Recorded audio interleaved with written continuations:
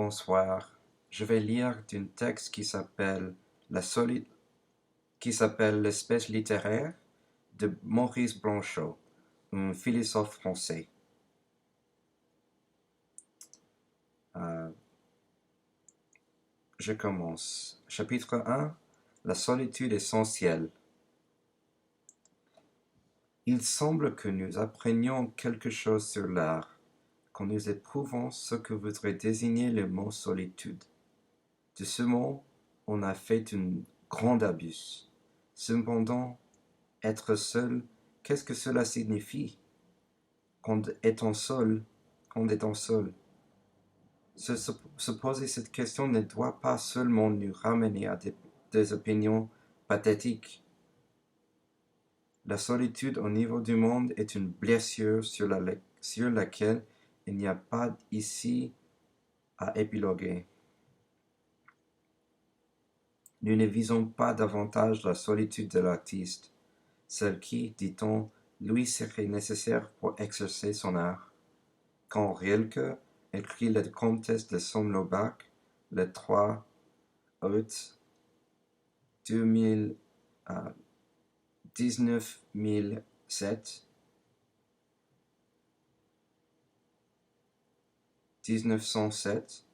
depuis des semaines, sauf de courtes interruptions, je n'ai pas prononcé une seule parole. Ma solitude se ferme enfin de je suis dans le travail comme le noyau dans le fruit. La solitude dont il parle n'est pas essentiellement solitude, elle est recueillement.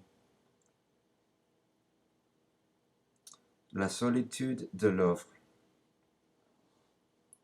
La solitude de l'œuvre d'art, l'œuvre littéraire, nous découvre une solitude plus essentielle. Elle exclut l'isolement complaisant de l'individualisme, elle ignore la recherche de la différence, le fait de soutenir un rapport viril dans une tâche qui couvre l'entendu maîtrisé du jour ne la dissipe pas. Celui qui écrit l'œuvre est mis à part. Celui qui l'a écrite est congédié. Celui qui est congédié en autre ne le sait pas. Cette ignorance le préserve, le divertit en autorisant à préserver. L'écrivain ne sait jamais si l'œuvre est faite. Ce qu'il a terminé en un livre, il le recommence ou le détruit en un autre. Valéry, célébrant dans l'œuvre ce privilège de l'infini, n'en voit encore que le côté le plus facile. Que l'œuvre soit infinie, cela veut dire pour lui que l'artiste, n'étant pas capable d'y mettre fin, est cependant capable d'en faire le lieu fermé d'un travail sans fin dont l'achèvement développe la maîtrise de l'esprit, exprime cette maîtrise, l'exprime en la développant sous forme de pouvoir. À un certain moment, les circonstances, c'est-à-dire l'histoire, sous la figure de l'éditeur, des exigences financières, des tâches sociales, prononcent cette fin que manque, et l'artiste, rendu libre par un dénouement de pure contrainte, poursuit ailleurs l'inachevé. L'infini de l'œuvre, dans une telle vue, n'est que l'infini de l'esprit. L'esprit veut s'accomplir dans une seule œuvre, au lieu de réaliser dans l'infini des œuvres et les mouvements de l'histoire. Mais Valéry ne veut nullement un héros. Il trouve bon de parler de tu, d'écrire sur tu, ainsi le tout dispersé du monde, la diversité est-il de la rigueur du monde unique de l'œuvre dont il s'était laissé détourner aimablement, etc. Se dissimuler derrière la diversité des pensées, des sujets. Cependant, l'œuvre d'art, l'œuvre littéraire, n'est ni achevée ni inachevée. Elle est. Ce qu'elle dit, c'est exclusivement cela.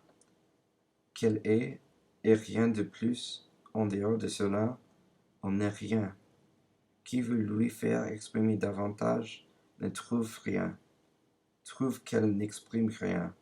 Celui qui vit dans la dépendance de l'œuvre, soit pour l'écrire, soit pour la lire, appartient à la solitude de ceux qui n'expriment que le mot être, mot que le langage abrite en le dissimulant ou fait apparaître en disparaissant dans le vide silencieux de l'œuvre. La solitude de l'œuvre a pour premier cadre cette absence, exigence qui ne permet jamais de la dire achevée ni inachevée. Elle est sans preuve, de même qu'elle est sans usage. Elle ne se vérifie pas, la vérité peut la saisir, la renommer l'éclair. Cette existence ne la concerne pas, cette évidence ne la rend ni sûre ni réelle, ne la rend pas manifeste. L'œuvre est solitaire. Cela ne signifie pas qu'elle reste incommunicable, que le lecteur lui manque, mais qu'il la lie entre dans cette affirmation de la solitude de l'œuvre, comme celui qui l'écrit appartient au risque de cette solitude.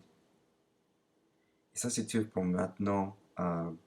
J'espère que je vais continuer et livrer plusieurs des récitations du texte. Merci beaucoup.